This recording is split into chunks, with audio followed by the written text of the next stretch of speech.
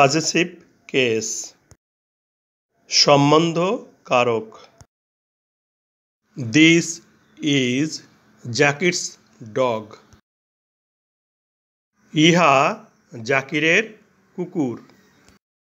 এখানে Zakir's possessive case.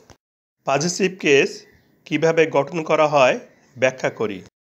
যে ব্যক্তির, জিনিস বা জন্তু, সেই ব্যক্তির পরে একটি অ্যাপোস্ট্রফি বসবে এবং তারপর একটি এস যুক্ত হবে।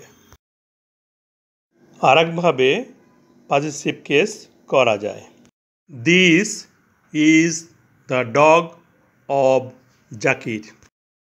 বস্তু বা প্রাণীর পূর্বে দি বসবে এবং বস্তুটি বা প্রাণীটি যে ব্যক্তি, সেই ব্যক্তির পূর্বে অব বসবে। এখন কুকুরটি কার জানার জন্য প্রশ্ন করি।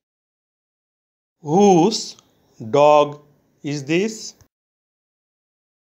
এটা কার কুকুর? It's Zakir's dog. এটা জাকিরের কুকুর। ইটস জাকিরস।